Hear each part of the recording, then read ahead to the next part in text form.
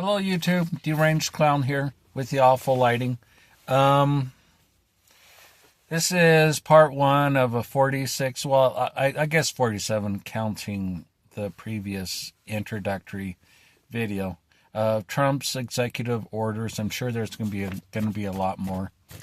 But I'm going to start with one that's not getting a lot of attention. And I'm going to show you it right here.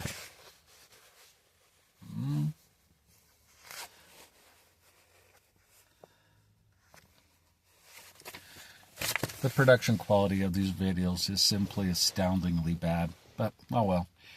It's called Restoring Names That Honor American Greatness. It was issued on January 20th. And I'm going to start by reading the beginning here. By the authority vested in me as president by the Constitution. Trump's back, baby. Yeah, I'm so excited. Whew. Oh, yeah, it's going to be awesome. I am excited. Did I mention that I'm partisan? Just thought I'd put that out there, just in case you were wondering. I'm sure you weren't, but if you were, now you're sure. Anyways, and to continue with the text, by the authority vested in me as president by the Constitution and the laws of the United States of America, it is hereby ordered, Section 1, Purpose and Policy. It is in the national interest to promote the extraordinary heritage of our nation and ensure future generations of American citizens celebrate the legacy of our American heroes. The naming of our national treasures, including breathtaking natural wonders and historic works of art, should honor the contributions of visionary and patriotic Americans in our nation's rich past. I can tell right away these executive orders were written by some very smart people, and they were not written overnight. These were probably written over the course of a very long period of time, probably a year, with some very smart people. Okay, so we're going to go to Section 2, appointments to the U.S. Board on Geographic Names, and basically it says within 7 days, each agency head with authority to appoint members to the Board on Geographic Names Board pursuant to the law shall review their respective appointees and consider replacing those appointees in accordance with applicable law. So to break that down, 7 days of this order, so they have a week. The Board on Geographic Names. So I took cartography at Southern Utah University, and I learned a lot about maps. In fact, I love maps. I'm all about the maps. And one of the things is there's something called place names, and place names are defined by the government. So if you do any map, any topo map, you have to use place names to identify what's called a point, points, lines, and areas, for those of you in GIS. A point, which is defined by longitude and latitude, they have names that have to be used. That's if they're official maps. Now, if you're making your own, you can call it what you want to, but an official map, it has to use the approved name. So that's what that's from.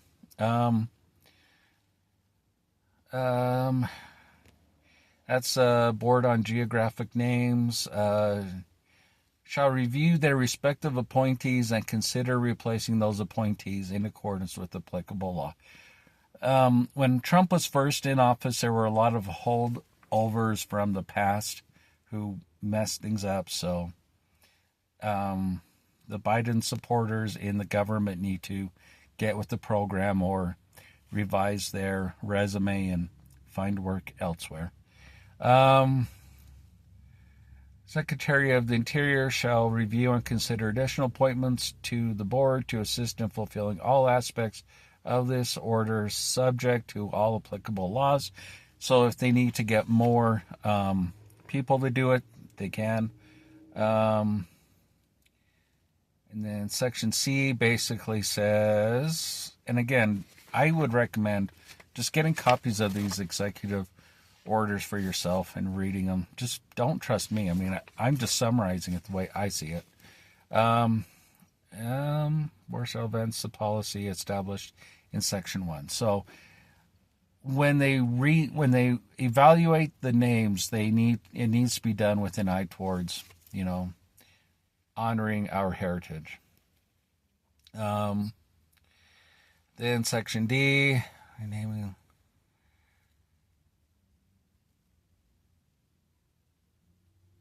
Okay, so Section D basically says if Congress needs to approve a name change, the board will give guidance to the federal agencies, all the federal agencies, until it's decided. So what the board decides the name change will be enforced, is what it's saying, until Congress makes up their mind, and then that'll change. That's going to make map research somewhat interesting. It's already hard enough to do. I know that in the 70s, for example, because I've done a lot of research on old maps, and in the 70s they changed a bunch of place names, which makes it hard to find places, because you practically need a gazetteer of the changes. So they're gonna add a new chapter, I guess, to that. I've thought about compiling one myself, but that would take a lot of time and effort. Okay. The board. Okay. D. Okay. Where congressional shall provide guidance. Okay. So going back there. Section 3, renaming of Mount McKinley. Awesome. And it goes into McKinley, 25th President of the United States, heroically led our nation to victory in the Spanish-American War. America prospered with him as president, including an expansion of territorial gains for the nation. He did tariffs, industrialization, helped America become global. He was tragically assassinated in an attack on our nation's values and our success, and he should be honored for his steadfast commitment to American greatness. I remember seeing in a library at college, they had a memorial book for McKinley, and I flipped through it. It was actually quite moving, and it's just sad that people don't know about that. But yeah, he was assassinated. But, they don't teach that in schools, I guess. Just want to touch really quickly on, and this is probably the biggest one, heroically led our nation to victory in the Spanish-American War. I had a comment on this, so I'm going to dive into this. So what happened is this. It's hard for us to understand, but there was a time when there was so much land that people just didn't care. The boundaries, like you had a Spanish land grant, was, from about that bunch of trees by those hills over yonder, somewhere around there is the boundary of your land. And it's hard for us to imagine that, but there was just huge amounts of land and not a lot of people.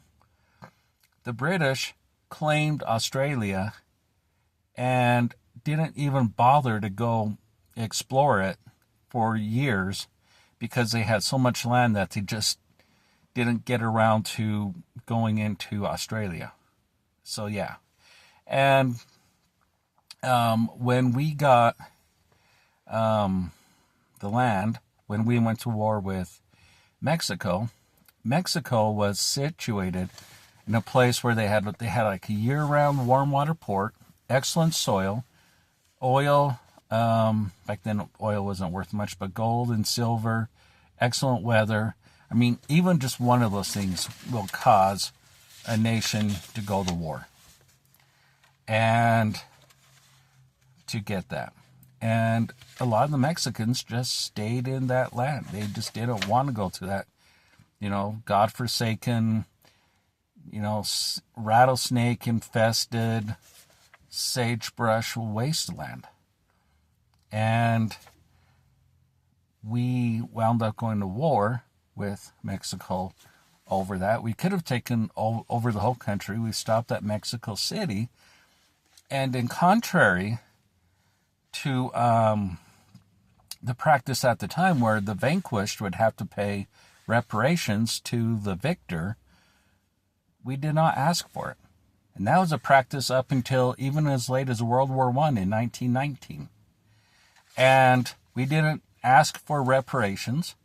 We paid for some wasteland that Mexicans, for the most part, didn't want. I'm sure there were a few hardy souls, but most of them didn't want it. Because, why go to that wasteland when there's this beautiful oceanside stuff, Human nature. We're all human, right? And we paid them for it. We even paid off some American businessmen's debts to Mexico. So, yeah.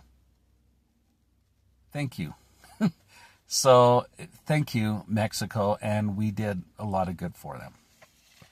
And, of course, now that politically that's not popular to say, but I really don't care. So 1917, country officially honored President McKinley through naming the peak of North America's highest peak. After nearly a century, President Obama's administration, 2015, removed McKinley from the federal nomenclature. Big deal. That nomenclature is that's the standard that's used on all maps. An affront to President McKinley's life, his achievements, and his sacrifice. And what he's ordering is they're going to rename it Mount McKinley. And 30 days, Secretary shall subsequently update the Geographic Names Information System, GNIS. That's the standard for naming place names in all maps, GNIS, to reflect the renaming and reinstatement of Mount McKinley. The national park surrounding Mount McKinley shall retain the name Denali National Park and Preserve. So there you go. You have a balance. It's the peak goes is Mount McKinley. The national park stays what Obama wanted. Secretary of the Interior shall work with Alaska Native entities and state and local organizations to adopt names for landmarks to honor the history and culture of the Alaskan people. That is cool. Yeah, that is really neat. Section 4, Gulf of America. They've already talked about that. This just goes through, describes it, its use. We're going to rename the Gulf of Mexico to the Gulf of America. Basically what it's saying is it describes the bounds, describes its past uses, its current uses, and goes on to say that it's very important for the future. And then it defines the boundaries of the Gulf of Mexico. It defines what the boundaries of the Gulf of America is. And again, Secretary, I'm guessing of the Interior, shall subsequently update the GNIS, which is the standard for all place names. Place name would be like a valley, a river, a hill, just whatnot. And remove all references to the Gulf of Mexico from the GNIS consistent with applicable law.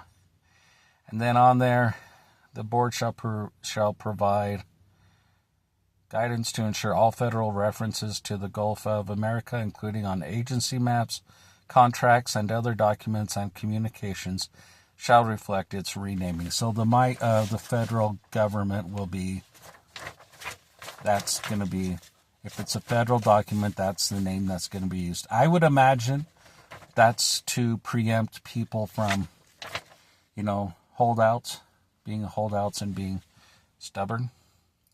And then it just ends, nothing in this order shall be construed to impair or otherwise affect. This is just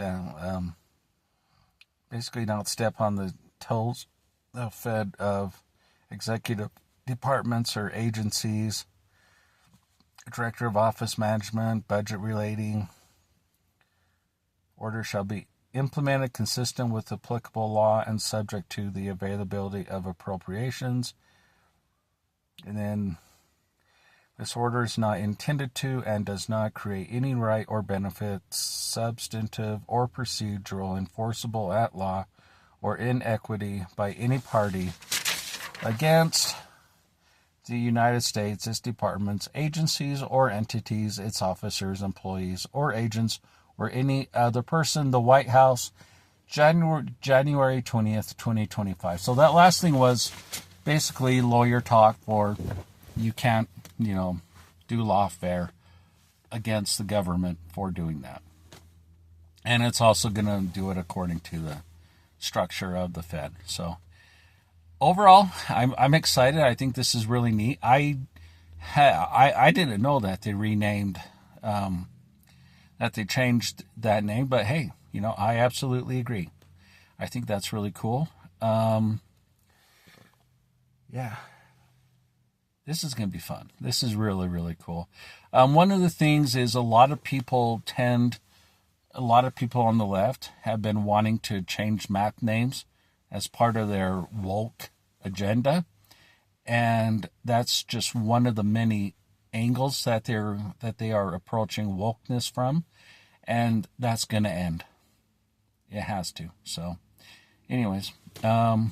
All right. End of video with the awful lighting. Okay, bye.